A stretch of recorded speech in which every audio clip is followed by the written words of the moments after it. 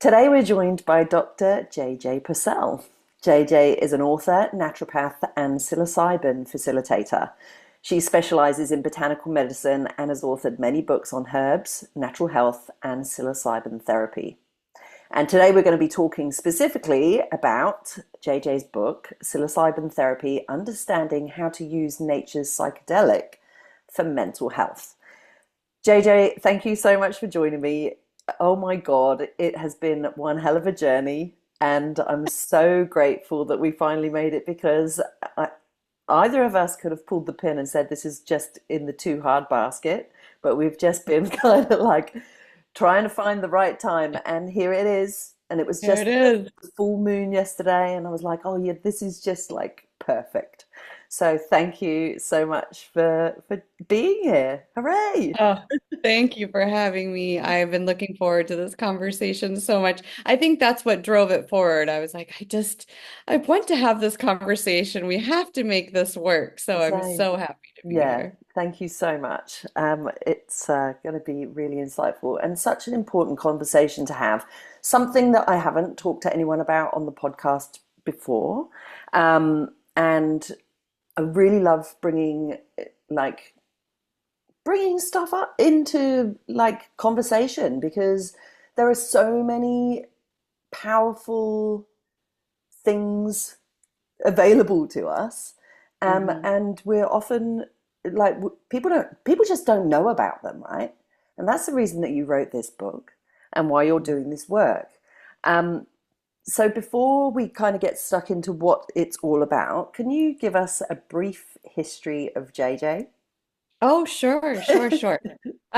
So I'm here in the United States, of course, and was born in Tennessee, grew up in Nebraska, always outside in nature as much as I possibly could, and really had a dad who encouraged that. And so my love of botanical medicine started pretty early when I had my own health issues in my mid 20s and went the typical route. I didn't get an answer that I was too pleased about, and I thought there's got to be more. And it really sent me off on this trajectory of natural health and wellness as my own body as a guinea pig. And every, thing I tried and did just amazed me. And it really became this pursuit of everyone should know that there are options out there. And we live in this beautiful modern age where we have, the medical model, the allopathic model, and we have all of the history and traditions of the past. And so we really have a plethora of tools to choose from. And so that's kind of been my life's work is showing people the way of all the options out there and helping them make their own choice of what feels right, because ultimately you know yourself best. And so when you're presented options and given the chance to really contemplate that and think about that, 9 times out of 10, if not 10 out of 10, to be quite frank, the patient knows what's in their best interest. Yeah, yeah, I think that we're not encouraged to do that enough, are we? No, um, no. we we often go to a health practitioner for the answers, and it's like, well, actually, you can feel in your body that there's something not right, but we're Hmm. not taught to kind of follow that intuition. But you're obviously No. guiding people We've been into given this doing the model, right so to thing. speak, where we've been given this model that there's a system and there are boxes and you follow that path and it's, very regimented and the doctor knows the best and to some degree, of course, we want to trust the experts, Mm. but they're a guide more than they are a god. Yes, I like that. Did you have to train as a doctor as well to become a naturopath? Yes, Yeah. so there are natural schools and then there are naturopathic colleges. Mm. So I earned a doctorate in naturopathic medicine and a master's in acupuncture. Okay, cool. It just occurred to me actually when just when you were doing your intro, that I mean, I'm totally into natural medicine, and I try not to take any kind of conventional medicine these days. But even when I was like I had IVF to have my first baby, and I Hmm. complemented it with acupuncture all the way Hmm. through, and I did with my second pregnancy, which was natural. But yeah, so like there's a place for both as well, right? Very much, yes. All right, so we're going to get into your book. So I'm just going to go totally high level and ask you. So the book is about psilocybin therapy, and so I'm just going to ask you because some people might not even know what is psilocybin. Yeah, I know, right? So, the reason we use psilocybin is because magic mushrooms, which is Yeah. the same thing, has a lot of stigma. Mm. So, anyone of our generation that grew up with the DARE era, mothers against drugs, don't do drugs, the fried egg, in the pan, your brain on drugs, all of these things. It's created a lasting stigma to stay away from these things. And so when psilocybin, which is the Latin name for the fungus used to induce the psychedelic state that we use primarily for healing and therapy in the mental health realm, which we'll get into, um, when it was realized by those who were trying to push the legislature to make it legal, that psilocybin would be the easiest one to get through. LSD still is, and MDMA and all of these others are still struggling to break through. They decided, well, we have to call it by the Latin name because nobody will know what that is. And so that makes I it love easier it. to pass from a legal standpoint. So psilocybin is a fungus, and typically what we use in therapy is psilocybin cubensis. That's the Latin name. And then there are hundreds of strains of that. So, and when, that's just going further down the Latin name trail. But people grow and crossbreed all sorts of psilocybin cubensis to create all of these different strains of mushrooms. Okay, so it's magic mushrooms, people, Yes, exactly. That's what it is. but they are not evil. They're I not think evil. No, they're a we'll, gift. they're a gift, exactly. We'll get into like how you use them in therapy, but I've got a bunch of notes. I want to like there's so many different directions we could go in, and your book really covers all of these, like from the history of using psychedelics in not in therapy but in ritual and uh, I guess initiations and that sort of thing. Um, Mhm. but I'm gonna try and check my notes and okay, find out a little bit more about why we would start to use psilocybin therapy as a Mhm. therapy. So, like, Mhm. who's it for, and why is Mhm. it important? Like, what are the benefits? Yes. So we can jump back in time just a little bit and do this, again, kind of referring to what you were just talking about. So in culture and certain cultures and traditions, this psilocybin was used, or magic mushrooms, whichever is easiest for you, was used from a cultural standpoint. A lot of times that could have been to initiation, from childhood to adulthood, to initiate the rising of a leader in a certain culture or tribe. Also, though, many times it was used for mental health struggles. Now, 100 years ago, 200 years ago, or farther back, we didn't use these words like depression, anxiety, schizophrenia, whatever it might be. Um, it was just apparent there was a member of someone's tribe that was struggling, and so these medicines were potentially used to help overcome whatever that struggle may be. Now, fast forwarding into the Western modernized world, um, the magic mushrooms were used in clinical trials and clinical therapy in the 1950s, 60s, and Mm. 70s.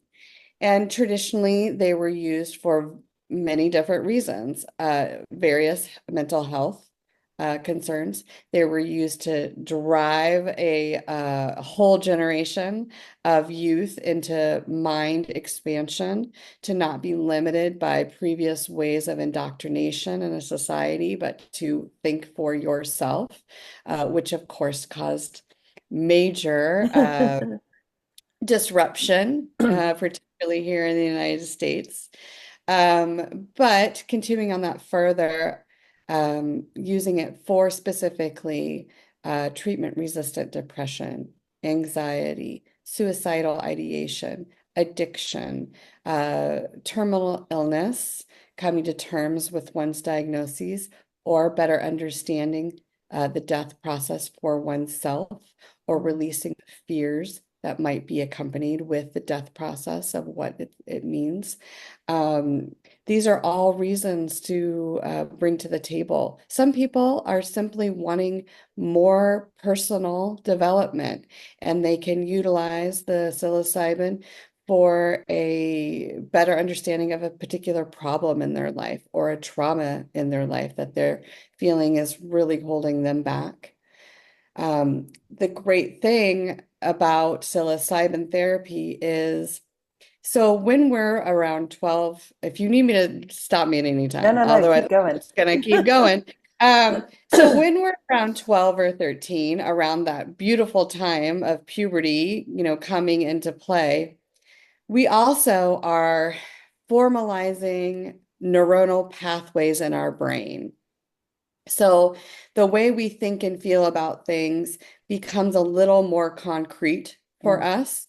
To me, I think this is crazy because we're 12 or 13. I feel like that shouldn't happen until we're 30, but it does. And so that's why habits can be particularly harder as we get older. Opinions become more difficult. Literally, when someone says, oh, they're so set in their ways, Mm. that is Yeah, yeah. absolute truth because our neurons have created these pathways and are firing over and over. When using a therapy such as psilocybin, what that does is it takes away all of those normal pathways. So if you are thinking about a trauma in your life or thinking about something you believe about death or religion or a person or the sky, whatever it might be, that neural pathway that fires to bring recognition or understanding in your brain is now gone.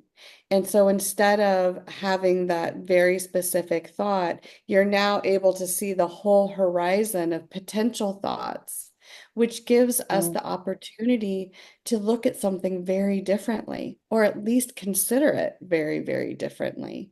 And that's the one of the greatest gifts of psilocybin therapy is Yeah, that opportunity to take a break from what we are so locked into and see something different. yeah, yeah. I I had several different things. I keep looking down because I'm looking at my notes. Several different things that I and directions, and I kind of want to cover all of them. And I'm like, which one shall I go with first? Let's And do it all. so okay, let's talk about like the how this therapy started to be legalized, right? So I don't know if anyone in Australia, or very few people even know, but in 2023, I looked it up yesterday and I heard it briefly on the radio. MDMA and psilocybin were approved for the use by psychiatrists in treatment. And there was this Hmm. kind of like, oh, but it's going to be too expensive for most people, the people who need it most, to be able to use it. Right? So there's this whole thing about the legalization of it. And you're in one of the first states in America to have legalized it as Correct. well. So can you talk a little bit about how that's all come about? Right. So in the United States, we have typically the first step is decriminalization. So decriminalization means that if you're found in possession, you're not issued uh, Okay. uh, any kind of penalty. So that's usually the first step in legalizing in the state. The second, what happened here in Oregon is a small coalition of people got together and really drove the initiative to Measure 109 here in Oregon to legalize the use of psilocybin for mental health therapy. That got voted on. And it got voted on with the understanding that after it was approved, every county in Oregon would be able to decide if the county would allow it or not allow it, Okay. which I think helped drive the initiative because it didn't lock it. It gave the state the opportunity to do it in some places, but if you didn't want it in close to your home, then you could say no. So I Mm, found that I think that might have been a really good driving factor.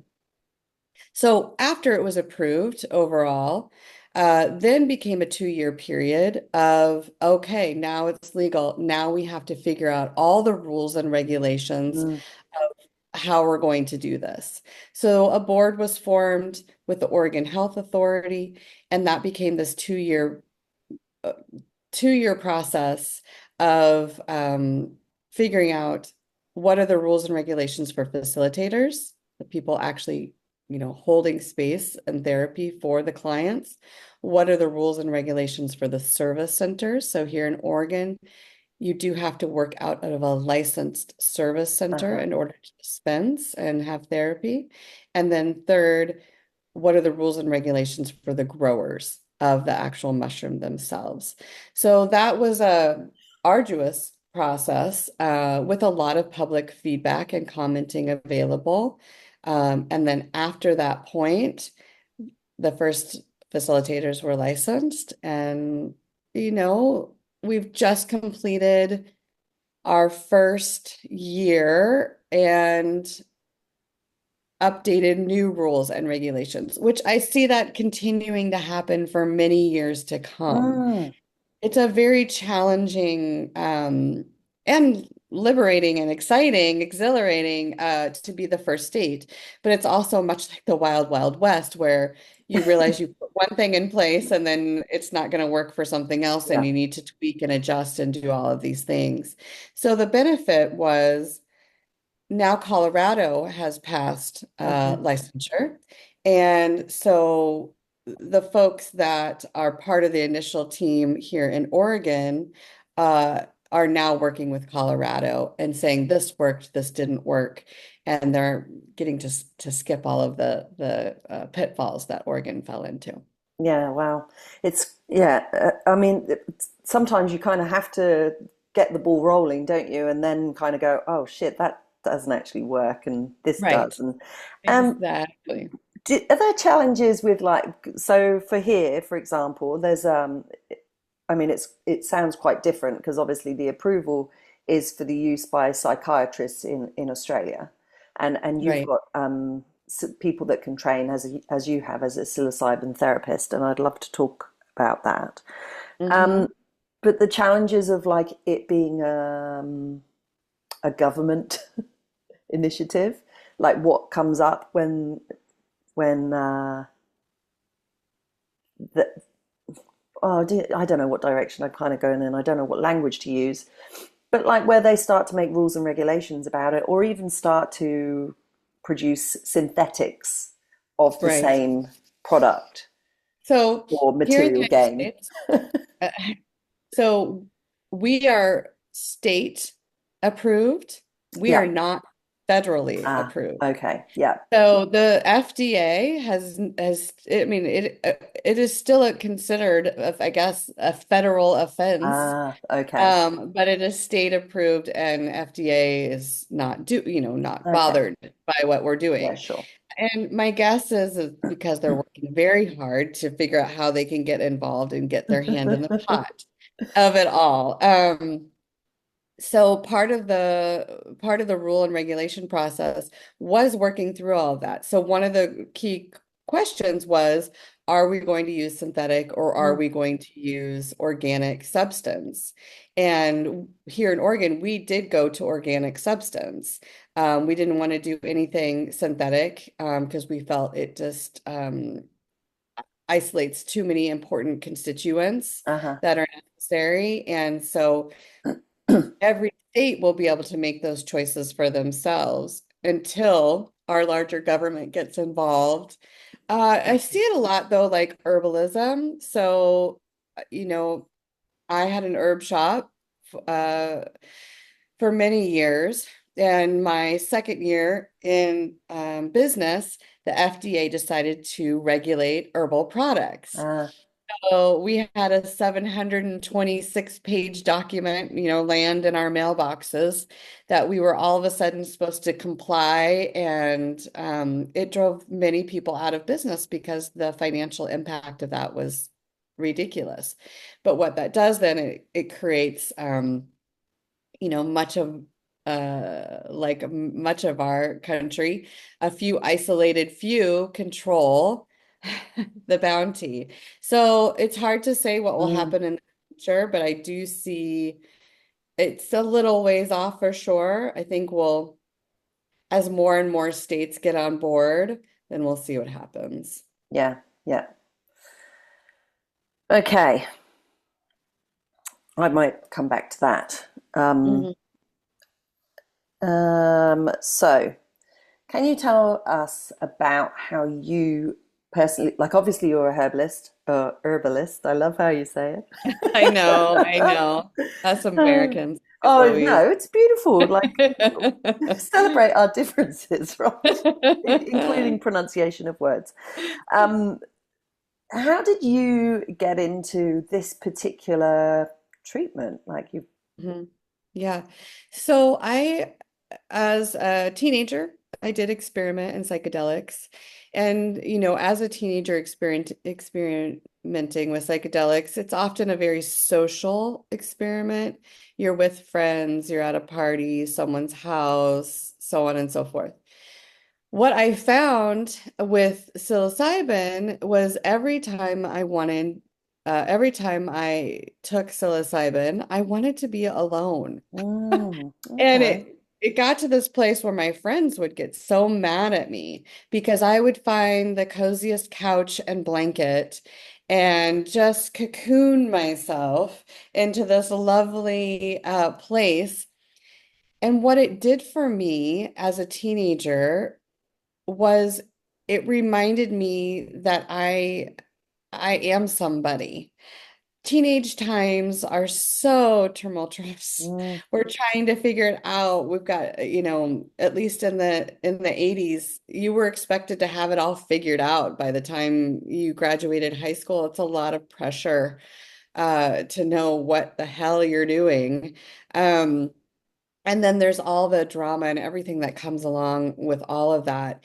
And when I would go into my psilocybin space, it reminded me that one, I'm a person with feelings, and those are good feelings, and that I'm a good person and I'm connected, and that there was just meaning that I couldn't assimilate as a teenager on my own yet at that time. And I just thought, wow, this is like a life cord for me. mm. So not that I partaked a lot, but when I would do it, it was so healing for me to then resurface and be okay with everything that was happening in the world. Um, and then, as most of us do, we go through life and we have all these things happen and it kind of takes a back burner. But I would often return every few years to psilocybin when I needed help, Mm. whether I was having a difficult time overcoming something in my life or there was a junction point that I wasn't sure what was going on. And so I used it as a tool in that way. So then, of course, as things often do, word of mouth, friends of friends started to ask if I would sit with them Okay. and be there for their own journeys. So I became an underground sitter and sat with folks to do this medicine and other psychedelic medicines. And then when the licensure piece came up on board, it was just a natural transition at that point. I am a naturopath, an acupuncturist, and so I do have to I have a board that oversees me, and I really didn't want to put that in jeopardy. And so this became the right path to become licensed and, move into that more uh, professional Nice. taking of this work. It's been a very natural progression for you then, and something that you've obviously been called to because from what I can take from what I've taken from your book is that there's actually it's quite a lengthy process, like the whole journey that you take someone on in in Mm, in terms of preparing them beforehand, the actual yes, experience, and then the integration afterwards. And for sure. and you've had training in that, but you were kind of doing that anyway, which is Yeah, amazing. I do think before my medical training and before my facilitator training, I don't think I was doing enough. I think there's a lot of just showing up and giving the medicine and sitting with the person and then good luck. And, now I'm realizing, yes, there's so much work that needs to be done before and after, because before is vitally important to cultivate trust Mm, uh, between us. Not that you can do that on a super deep level, but you need to be able to feel safe and trust the person that is with you. And afterwards, that's honestly where the meat is of the whole experience, because it's when you get to reflect and tease apart and contemplate and integrate and process all that you experienced. And I find that to be the true yes mm, of mm. it. I'd love to hear more about that whole process, um, because as you've just sort of outlined, it is quite in depth. And Hmm. so someone might come to you when they feel like they have got no other option, or is that Yeah. generally There's a lot of reasons people approach. I literally just got off a call. Someone was referred uh-huh. to me, and her reasoning for wanting to, because I always ask, what Mm, brings you to this point? She is someone who has never done a psychedelic in her life. oh, And in her words, she was ready to do something drastic. And I said, well, I don't know that we want to use that word with this therapy, but I understand where you're coming from. She's had mental health, depression, anxiety, different phobias, for over 20 mm, years. And her life is so limited, that you can tell she's tired of it. mm, And she's now at this point where she's like, I will try anything, just to try to break some of these walls down that I feel trapped in. So what that looks like, I always start with a 30-minute free consultation just to meet somebody. mm, Why are you here? These are the basic questions that I answer, so on and so forth. Always talk about health. We always talk about medications. All of those things are the first. Because sometimes, while I'm not someone who requires everyone to wean off everything, we're not finding that that makes too much neurotransmitter flux for people who are in need of stability. There are certain medications, that we need to have a conversation about, and maybe it's not a good fit. But after that 30-minute conversation, I always tell them to think about everything we've said, and if you'd like to move forward, then reach out and we'll get going. okay. If they decide, then at that point, we set up two 1-hour sessions. And this is where we really dive in, like, who are you? What's going on?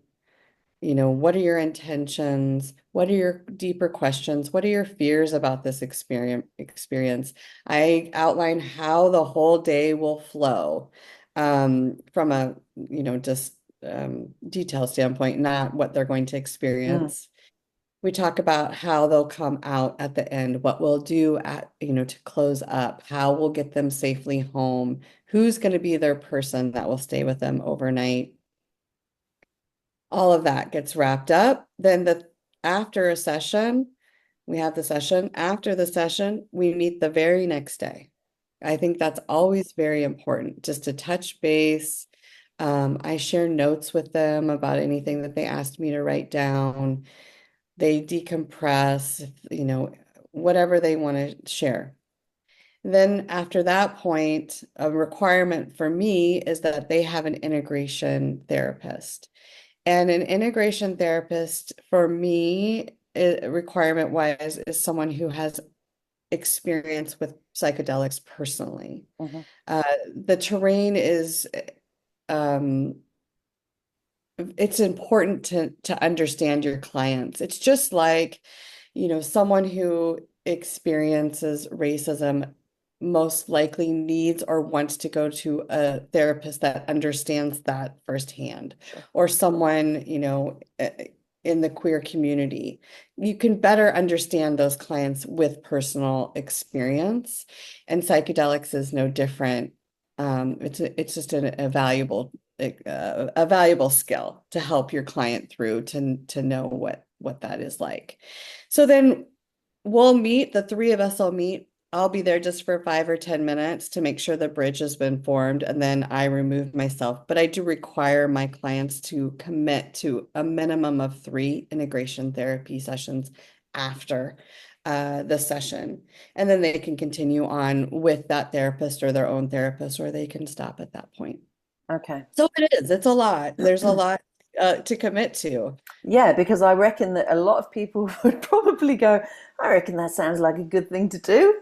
They're just going to go and Yes. take a trip. Do you call that psychedelic tourism? I've written Yeah, that down. exactly. There. I mean, and that's fine, but It's not I what think you're you're really about, really. missing. Yeah, you're missing the boat. Yeah, and the actual session, I watched a movie. It's like an independent, and you probably would have seen it, Dosed. Yes. With I've only watched one of them. I know there are two, and I watched the one with the lady that was had breast cancer, Yes. The and second so one. Yeah. yes, so she went through this process with psilocybin therapist, and she had to go and buy the mushrooms, and like she went through this experience, and she had some amazing outcomes, and I can only assume that the other movie has a similar flavor in terms of the results, let's say. Hmm. Hmm. Um, but it is quite the actual being in in the trip, in the experience, is like you said, a full day, isn't it? Yeah, it Wow, is. that's So like it's going to be typically, pretty intense, I would expect. yeah, and before I explain the full day, let's go to that because um the woman in that movie, if you recall, she did do more than one session. Yes. And her first session was in particular quite brutal for her. It Right. was not enjoyable. Mm, She really struggled with the emotions that arose during that session. And I think that's very important to mention because it's not all I feel one with God and everything is beautiful. That isn't that isn't the way this usually goes. There's flavors of that for sure. But for whatever, everyone is individual, but whatever anyone brings, like there can be a lot of tension mm, internally when you're going through these sessions. And so we do allow for a full day. Someone comes in, we start in the morning for two reasons. One, because I mean, I have a family and a life outside of work, and so I need to treat it like a work day, like yeah. most of us. But two, also, we typically don't eat before a session. And so starting in the morning means that someone is not starving and starting at 1 in the afternoon. So they'll come in about 8:30 and the dose is typically given around 9. And then it's about, 30 to 60 minute slow launch to to the journey, truer experience. And at that, people are just kind of relaxing. Sometimes they're looking at, beautiful books they've brought in just to create calm, or laying on the table and just kind of centering themselves. And then the journey itself is typically anywhere from 2 to 4 hours. Now that can be shorter or longer depending on certain medications, such as SSRIs that people are on. Uh-huh. Sometimes that takes a lot longer to launch. But overall, it's, typically I'd say 4 to 5 hours is kind of the whole thing. That's pretty typical. There are people who it stays in longer, and I've been there for 8 to 9 hours. That's just the nature of how it goes Mm, sometimes. So, but typically it's like a, 8:30 to 3 kind of experience. And then the person is picked up by their support person, or at times I've walked them to the hotel, which is 2 blocks from one of the service centers that I work at, or I've tucked them in an Uber, told the Uber driver they don't want to speak to anyone, so please no talking. Um, and then they text me once they get home. And then, that night is just a quiet night. And ideally, the next day is as well. mm, I'll can't take a bunch of time off work and so on and so forth in life. But if at all possible, you should be creating space around yeah, the journey day so that you are able just to relax. yeah. And so, does someone put the put an eye mask on and lay down for this experience? It's not like a physically active experience. So the reason that we try to limit external stimuli is when we're using our eyes and viewing the world, it creates a lot of sensory into our brains. Mm, And while you're on magic mushrooms, that can be lovely at times, for sure. But it's a completely different goal of what we're trying to mm, attain.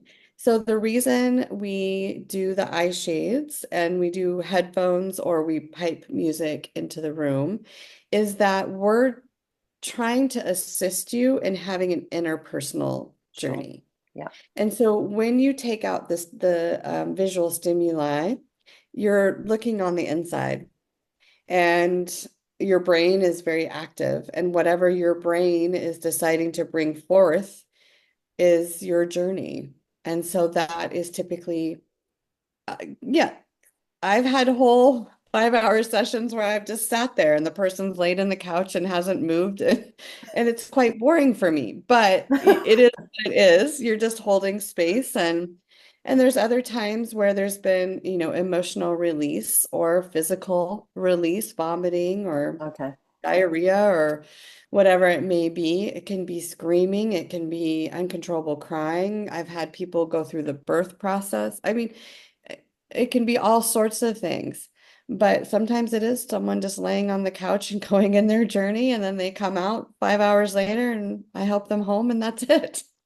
Wow. You have to be a pretty calm person, I would expect, to not know what you're gonna what you're going to experience as the facilitator, right? You have to be very open and available Yeah. in whatever way they need you.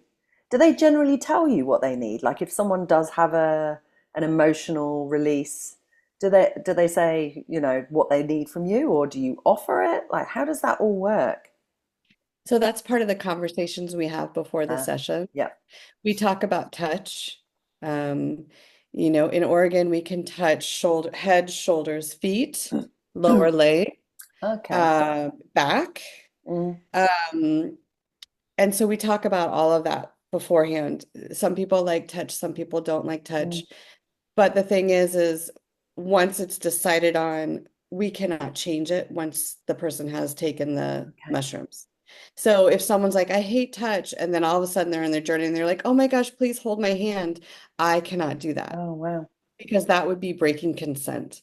This Mm, person is now under the influence and I cannot offer yeah. them that does. So I always say offer more consent. You can always say no in the session, but once you say no, we can't cross that Yeah. boundary. And then there are some people, I talk a lot about also, what's it like for you to ask for something you need? Mm, And some people say it's really hard for mm, me. And so we come up, we practice, asking to hold their hand or asking for pressure on their feet. And we practice the words in the sessions beforehand so that they're comfortable. Some people, that still is not good. So we come up with a numbering system, uh-huh. so if somebody wants me to hold their hand, they'll hold up a five and then I'll come Okay. hold their hand, because everyone's different. And so Mm, you just need to figure out where their meeting place is so that they are getting what they need. I say this a lot, so much that I think I need to write an article on it. But one of the one of the things that I think is so healing about psilocybin work, when someone is experiencing an emotional release, having the comfortability to let somebody comfort you in that moment and let them see you mm, is so healing. I've just had more clients come out on the other side of just being like, just having you hold my hand while I was crying made me feel so seen. mm. And I think that's really hard for our human race, to show those vulnerabilities. We hide away and cry and push all of our feelings down, but to actually like, have snot flying out of your nose and tears are everywhere and you're shaking, like that's important to be seen during those moments Yeah. too. And to feel safe enough that you can have that. Yes, Yeah. agreed. Okay, back to my questions. Okay, we've done that. Okay, what's the difference? So I've heard a bit about microdosing, and this is Mm. obviously what's the difference with microdosing Yeah. psilocybin compared to one of these experiences that you have? Because I've heard benefits of microdosing as well in more recent Hmm. times for the same sorts of things like anxiety and um, Yes. focus and that sort of So thing. you have microdosing, which is a tiny, tiny, tiny bit of psychedelic mushroom, and you have macrodosing, which is the psilocybin therapy. A macrodosing is turning off that default mode Yeah. network. Okay. And a microdose is neurotropic. It's a tiny bit of substance to create a uh, I want to say physical reaction because it is more a little bit. So there's no psychedelic experience with microdosing. Okay. It's way too small. But what it does is it does seem to affect neurogenesis in the brain. Mm, So that relaying of neurons. And it does create all sorts of potential benefits. So not potential, documented benefits, athletic performance, job mm, performance, academic performance. Anxiety is hit and miss, I will say. Some people okay. do experience more anxiety, some people don't. So that one is one. I think it just depends on previous disposition, Mm, mental health, depression. In my uses of microdosing, because I'm always a guinea pig for myself before I do any recommendations, is it creates pause in our hurried life mm, to take ourselves in account. okay. So we're often so moving so fast and on automation. One thing to the next, we have all of these responsibilities, whether it's family or job or home or you name it, that we're just constantly moving from one thing. And the microdosing allows a little check-in. It's like a breath, Okay. where we're not normally taking a breath to remember, like, oh, yeah. I'm JJ. I'm here. I'm doing this. Do I want to be doing this? I'm not sure I want to be doing this. Wait a minute. So a bit more Actually, I'm going to go perspective left. on, yeah. Yeah, exactly. And so that's where it's really beneficial. And James Fadman, of course, is, the grandfather of microdosing. And he has this just like unparalleled amount of documentation of what we call citizen science, of people who have uh, offered in online their experiences, their dosage and experience and outcomes of what it was for taking these microdoses. And I mean, I also I kind of compare it to the functional mushrooms, the reishi and the lion's Uh-huh. mane and cordyceps and the chaga. They they are very, very good for you, Yeah. and Yeah. I have a hard time believing that the psilocybin isn't the same on these microdosing levels. So, Sure. Do people sometimes have a psilocybin experience with you, like the therapy session, and then um, try microdosing, or like do they kind of go hand in hand? not necessarily, but they Mhm. can Okay. for certain. Often it's people have tried microdosing and then they want to do a macrodose. Yeah. That's more of what I see, but a lot of people are very curious after. Mm, And so they'll contemplate it. But honestly, they're they're taken for two very different reasons. yeah. One is just to improve daily life Mm, and mental health in that not not that gigantic way that treatment resistant depression, like that's not mm, going to do that, or chronic anxiety with panic attacks.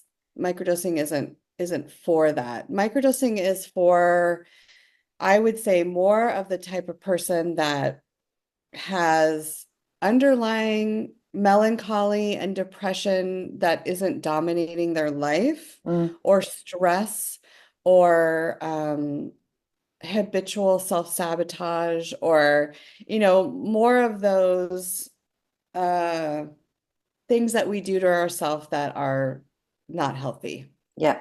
Yeah. you know yeah. Yeah. And the macro dose is like, Coming to terms and trying to grasp something that they can't grasp, mm, trying to get over a hurdle that is limiting them in their daily life, yeah. whether that's mostly, just trying to live your life, Yeah. No. without having any joy. And there's an immense amount of suffering. And, um, but then again, some people come just because they want to solve a problem that they Yeah. have in their life. So, It's kind of counterintuitive, isn't it, that the use of a drug, psilocybin, to treat addiction. But hmm that, like, that's one of the main reasons that it can be effective. Is that because of that? What did you call it? The brain, Yeah, the what's default mode network. default mode network? So Exactly. it's basically Exactly. you're when you're addicted to something, you're in the default mode network, and you're kind of stuck in it. And that psilocybin opens that up to other possibilities. Do you have Correct. do you have a lot of evidence in your own treatment of patients that shows that the effectiveness of that? Yeah, the yes. And the tricky thing is, so addictive substances, so you have addictive substances and then you have addictive behaviors, Ah, correct? yeah. So you have addicted substances which trigger the reward center, that Mm, dopamine kick, kick, kick, kick, right? So that's a neuronal pathway for sure that's mm, being fired. Oh, I'm going to get that reward and then I can mm, relax. But then it starts all over again. Then you have addictive behaviors, which is similar in that you have the neuronal pathway that has an end result. So psilocybin does not work on the dopamine side of things at Okay. all. You're Okay. not doing the reward center. That's why psilocybin is non-addicting, Mm, because it's not triggering that part of our brain. sure. And then, so that part is gone with psilocybin. And then this part is gone with psilocybin too, because you're no longer firing that behavioral neuronal pathway. So when we take both of those out of it, so for example, addiction from alcohol is a little heavier on the behavioral side than the Uh-huh. dopamine side.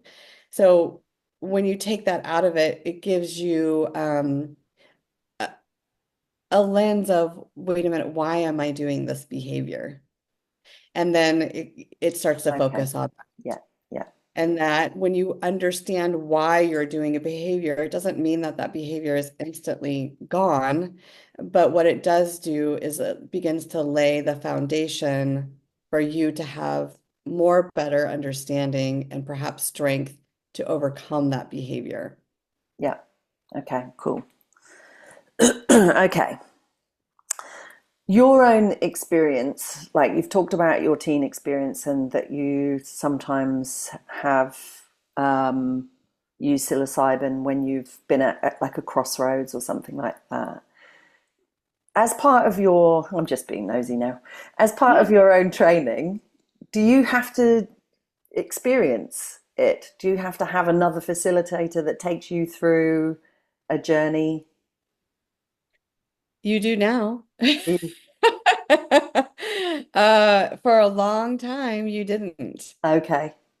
That was just um again, a real disservice.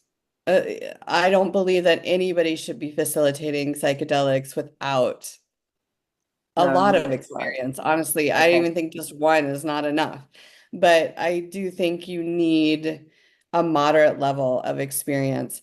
Now that with the legalization, that is a requirement that Okay. you do have to facilitate and you do have to be a participant and be facilitated Okay. as part of the requirement. Yeah, that's pretty it's a full-on commitment, isn't it? Do you do Yes. it very often? Do I still do psilocybin very Yeah. often? Yeah. Yeah. I mean, well, I don't know what you consider often. Three Well, times a like year? 3 times a year. Yeah. Yeah. That's relatively often. Yeah. Yeah. The thing is, as of late, at least in the last several years and in the next years to come, I've been involved in all of these groups and programs that are heavily experiential. Okay. So yeah, right now I'm part of the ecstatic mysticism course with awe. It's based out of Columbia, and it's a 3-year program of, personal development and cross-cultural lineage and indigenous culture learning. And so we're utilizing many of the different medicines, whether it's Okay. ibogaine, ayahuasca, psilocybin, so on and so forth. So part of that is just being involved in these programs and groups that it just kind of is always part of that experience. Mm, But even before that on my own, yeah, I find it kind of brings, for me personally, it brings me back mm. to my, and as we get older, I think that for me, that's important. Yes. Yeah. Now, you've got kids, two kids, Mm-hmm. and I'm like, I'm not trying to say, oh, you're a bad parent. And, actually, quite the opposite. I'm really Mm-hmm. interested in how you talk to your kids about it. I don't even know, like how old they are or anything like that. Yeah, And how how you 7 and 14. navigate like the potential in their future that Mm-hmm. they might need it or ask you to have Mm-hmm. that experience. So Yeah. where are you sitting with all of that? Well, I won't facilitate them. Yeah. Unfortunately, that would be too much of a dual relationship for me. And I don't think that facilitators should be facilitating for their families Mm, or spouses. I think there's just too much potential reactivity that could occur because you don't know what's going to arise. And so finding a safe facilitator for your loved ones is important. But I've always been very honest with my children. They are very aware. Um, my daughter was 2 when I wrote my first book, and she was 13 when I wrote the psilocybin book. And then recently I went on a retreat for facilitators, and she was like, "Yeah, my mom's going to do drugs in Mexico." Ha, ha, ha. And I was like, please don't say that to your friends. I don't know very many parents that would appreciate that. So she's like, Mom, I'm just kidding. So she has enough awareness Yeah. and intelligence because I think I've just been very, very straightforward and very honest. And my son as well. But my son is also a mushroom hunter with me in the Uh-huh. woods for all sorts of mushrooms. So he's very aware of that as well.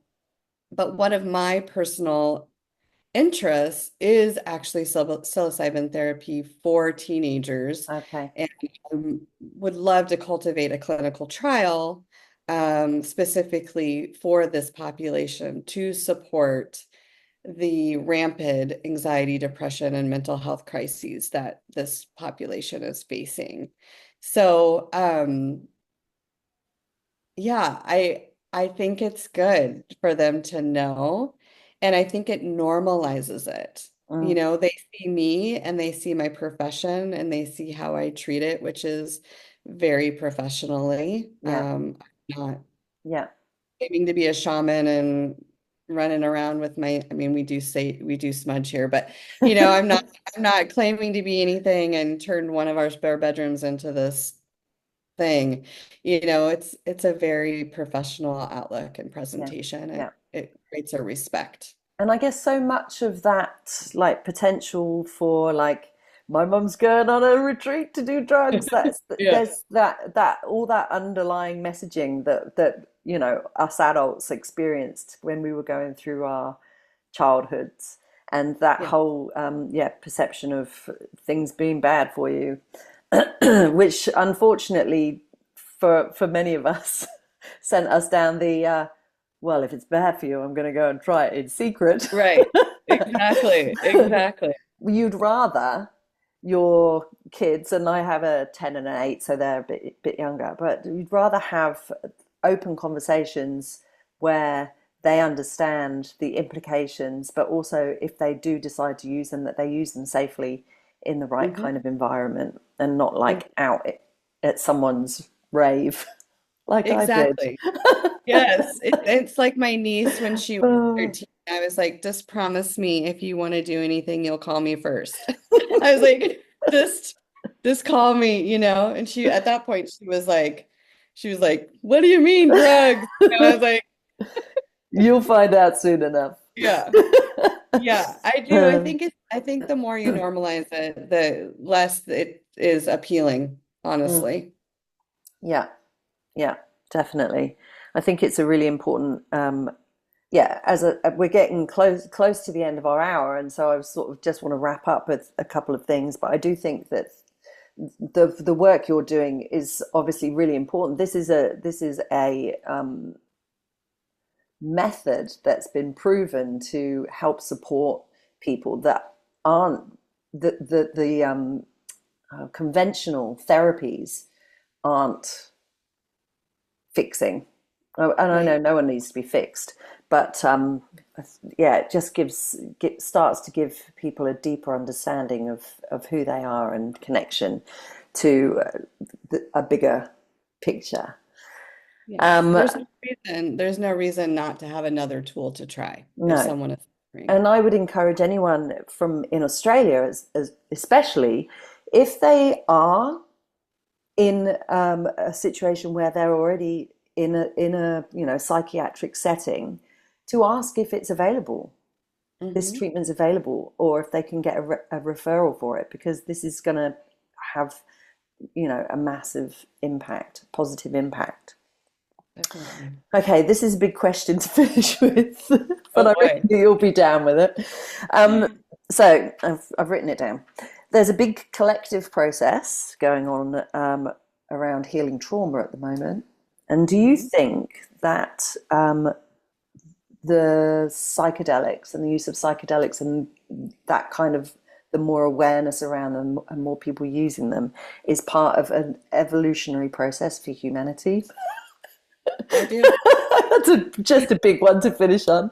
Not at all, actually. No, I totally do think it is. I think there's so much happening right now that we are unaware of. And I think this is one of those interjections into our lifetime uh, that is going to have profound Mm, effects on how, I mean, they say that stumbling across the mushroom as a Neanderthal took taking them evolution changed our brain, yeah, and right. so, I think it's the exact, we're just having another coming of age. Mm, mm. It's really interesting, isn't it, when you were talking right at the beginning about in the 60s how people started to use it and experiment with it, and there was stuff going on, and then it was like, hang on a minute. Yeah, It got shut down real shut quick. that down. Yeah, real quick, But there's real this like quick. rising up again of like the possibilities that it offers us, and like hats off to the people that have been there since the 60s, like really fighting in Yeah, a very peaceful way about the yeah. importance of this for self-illumination and the positive evolution. Hmm. Unfortunately, there is, as you said, there are a lot of troubled younger people at the moment, and so being able to offer them something that can change that and heal that is really important. Huge. The younger generations are where it's at. Yeah. Um, Availability. Let's finish with that. Like, how does someone do this? Is it expensive? Is it readily available? Does someone, obviously, it's going to be different here to where you are, but does someone need a Mhm. referral from a Nope. No need the GP? referral. No, No. that's You so just good. find it. I know that we're trying, all of the facilitators in Oregon, we're trying desperately to make it as accessible as possible. Having the service center is a huge problem with that, just because you have to Mm, pay the service center, which is hundreds of dollars. yeah. And then you have to buy the mushroom from the service center's Okay. dispensary, which is another $100. So I do sliding scale for that. And then I take a portion of every fee and I put it in a special fund. So if someone cannot afford it, I'll just draw from that fund. Um, Colorado now is, like I mentioned, licensed, and they do not have to have service centers, which is great. Okay. Because it takes that out of it. So it Mm, really will just come down to the cost of the mushroom and what the facilitator is charging. right. Okay. That Wow. ideally should be a huge fill the gap for that accessibility piece. Yeah. You've got a whole bunch of information on your website. I highly recommend that if anyone is curious about this, like no one's forcing you to take magic mushrooms, but No, if you're no. curious about it and the benefits of it, read the book, Psilocybin Therapy. It's easy to get hold of on Amazon. And I think that it's a really interesting and progressive thing therapy that you're doing, and I hope that with messages like yours and with the processes that seem to be happening and the approvals from more and more places that it will grow and help to heal lots of humans. Fingers crossed. Thank you so much for Thank joining me. It's you. been really insightful. I hope I wasn't too waffly. It's Not at early in the all. morning here. Absolute pleasure. Absolute pleasure. Yeah, I'm so glad we were able to make it happen. Thank you so much. Thank you. Take care.